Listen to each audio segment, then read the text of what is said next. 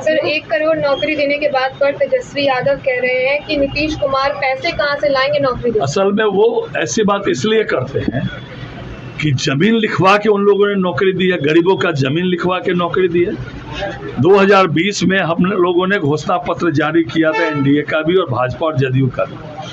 जितने हम लोगों ने घोषणा पत्र में घोषणाएं की थी, धरातल पर 100% हम लोगों ने उस घोषणाओं को उतार दिया। नौकरी और रोजगार की जो बात की तो समय से पहले हम लोगों ने दे दिया और उससे ज़्यादा दे दिया।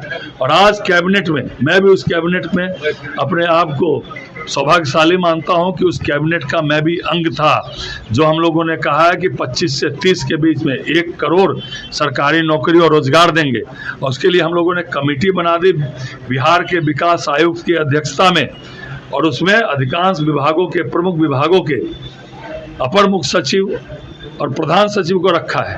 और वो पूरी जो है बताएंगे कि कैसे 1 करोड़ जो है, और जो कहते हैं सो करते हैं। इनके ऐसे झूठी और मक्कार लोग हम लोग नहीं हैं।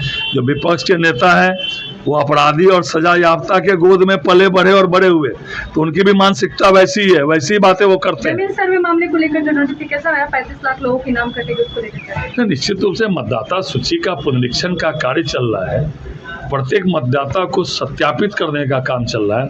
तो जिनकी मृत्यु हो गई, जो परमानेंट शिफ्ट हो गए, या जिन्होंने गलत ढंग से नाम जुड़वा लिया, उनका तो नाम कटेगा ही ना।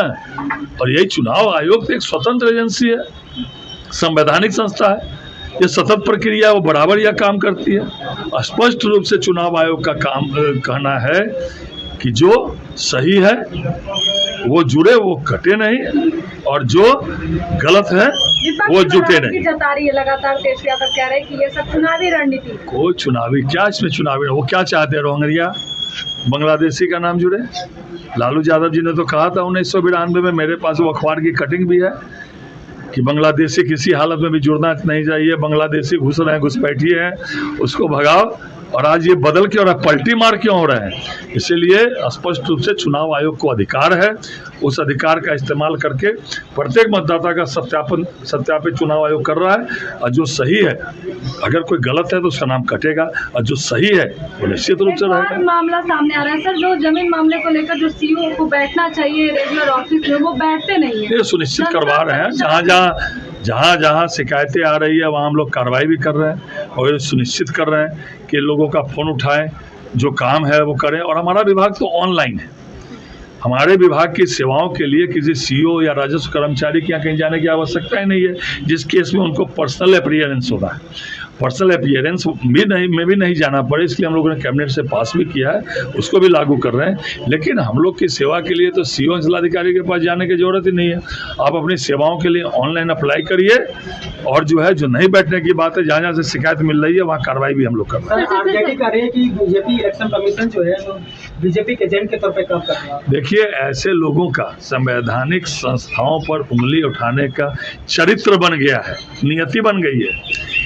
जब वो लोग जीते तो ईवीएम ठीक, हारे तो ईवीएम खराब।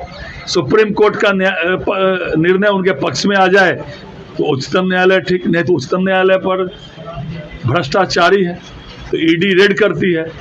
ऐसे ही इन लोग का काम है संवैधानिक संस्थाओं पर उंगली उठाना।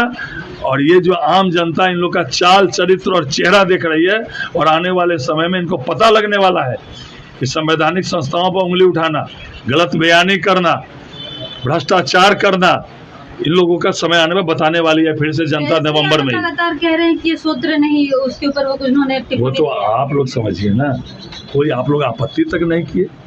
लोकतंत्र का चौथा स्तंभ हमारा जो है मीडिया है, जो सही बात हो रहा हो वो आपके सूत्र को कह रहा है मूत्र।